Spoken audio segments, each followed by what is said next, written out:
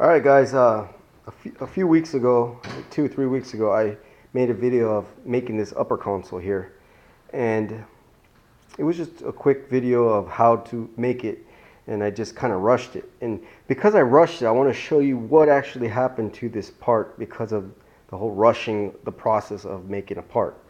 Now, for the first thing that you can see right here, as you can see, it's not flat, it's got low spots. And the reason for that, there's low spots here, here, and a bunch of little rough spots there. It just doesn't look good right here, in this spot right here. And the reason why I did that is because the day that I put the gel coat in the mold, I put on 2 really thick coats because I was just putting it on real fast.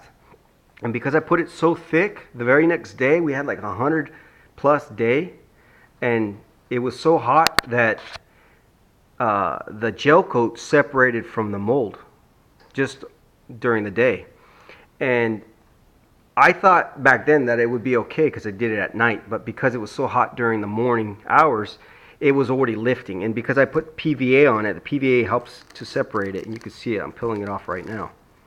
That didn't help either. So temperatures did cool down where I'm at, down to about 70 degrees now. So I'm not going to have that problem right now. But if it's 90, hundreds, and you try to put your gel coat on a mold, be prepared to glass it that same day, because if you wait to the next day, it's going to be a good chance that it's going to separate. And this is the problem you'll have. You'll have a bunch of low spots.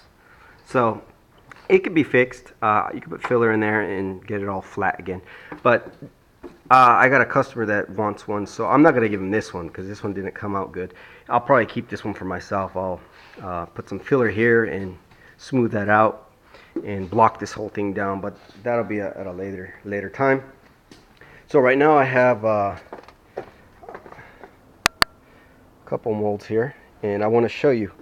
The right way to do it is to put one coat. If you're brushing it on, you want to put one coat of gel coat and then come back with a second. So you gotta, if you're doing this trying to rush it and build a part in one day, you're gonna have to wait at least an hour for that gel coat to dry if it's a hot day, longer if it's a cold day. And so I did this in the night, and it's cool today, so it's dry. And you could see right here, you could see through it a little bit. You could see that. I don't know if you can see it on camera, but if you can see a little bit of orange, that's the actual mold that's you could see. So there's actually not enough gel coat on this mold, so I got to put another layer. So, and the reason why I'm telling you this, and you can see a lot of spots on this side too, the reason why I'm saying this is because it takes quite a bit of time to make these parts. I know $200 they sell for usually, out of mold even. Sometimes it's not even finished. And the reason is because it just takes many labor hours making these parts. For instance, one layer you put on, it's not very hard, but you put it on, you got to wait an hour. Put another layer on, you got to wait another hour at least, minimum.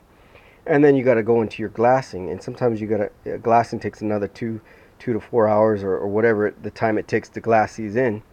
And yeah, it's not a whole lot in material cost, but it's mostly labor, and that's what you're paying for mostly, is the labor cost to build these parts. And so I just wanted to point that out.